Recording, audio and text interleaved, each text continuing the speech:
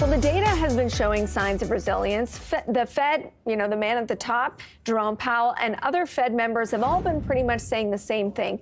They can take their time with respect to rate cuts. It's in that phase that equity markets have been pretty resilient. Let's bring in Sahak Manuelian, Managing Director and Head of Equity Trading at Wedbush. Sahak, thanks so much for being with me. Why hasn't a little bit more of a hawkish Fed derailed the markets? Oh, yeah. Okay. I think actually the Fed has been has had somewhat dovish undertones recently. We heard Jay Powell yesterday talking, and really the takeaway for us was that, rates are going to go down next as opposed to going up.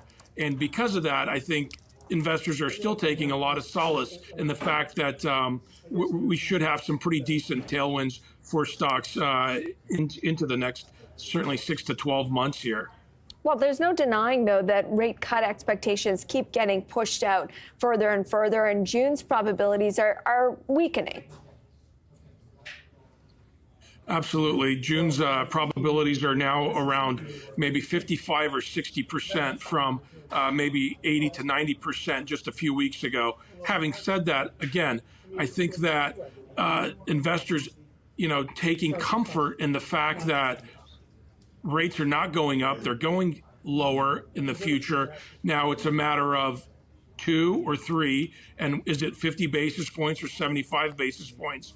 No one's really sure of that yet, but again, investors feeling pretty good around the fact that it's going down next as opposed to going up. And so along with that, we've seen a lot of different sector rotation under the surface for stocks. Unfortunately, it hasn't been as much into the smaller mid caps. It's been a rotation still confined to large caps because of it. However, it's not just a tech story that's working. There's a lot of other S&P sectors that are actually, playing some catch up here. I think that's important to note, and I'm curious the color you're hearing on the desk with respect to that, because, I would say NVIDIA and Microsoft, they're holding in. They certainly held in the month of March, but you got real outperformance from other sectors like energy. Do you expect that trend to continue? I do, Amber. Microsoft and NVIDIA, like you mentioned, they've been holding in just fine. So have some of the other large cap mega tech stocks. However, in our view, it's somewhat of a source of funds at these levels, we think, and going into the rest of the year, it seems to us that a lot of the alpha generation that we will see will come from other sectors that play catch up. But again, I would again emphasize the fact that it's still large caps that are garnering a lot of investor mindshare, and the rotation is happening into other areas such as financials, such as materials, industrials, and consumer staples. It's just the small caps and the mid caps are not playing the catch up that we thought they would be by now. And my follow-up is going to be about those small caps. So what does that tell you if we're not seeing that pickup in small caps? That tells me investors are somewhat worried about rates and where rates are. And so rates are still pretty elevated. And if rates stay elevated, it will continue to be somewhat of a headwind for these small and mid caps, which ultimately, is not good.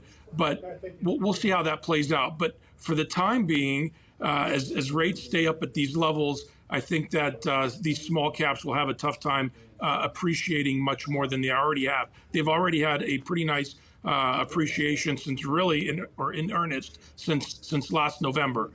Going forward, I think we're going to want to see a rate cut for these to get some tailwinds here and to start to really exude some relative outperformance. Tell me about the conversations you're having about retailers, either about them individually or about the story that it tells about, the state of the consumer, because you've got, PVH and Ulta, some high-profile misses or warnings of a slowdown in different areas.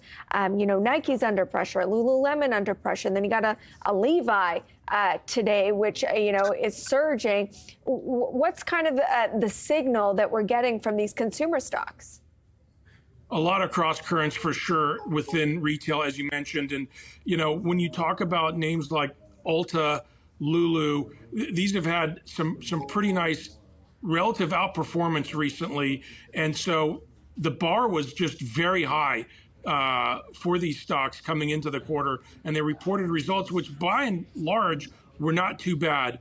But certainly, given the moves that they've had, I think investors decided to take at least some off the table. Levi's just reported this morning stock is trading up, and they came out with a better Q1 EPS beat on some pretty solid gross margins, and so gross margins were up some 240 basis points, really on the heels of lower product costs, which helped them out. So Levi's is in this really nice bullish uptrend. We think that continues.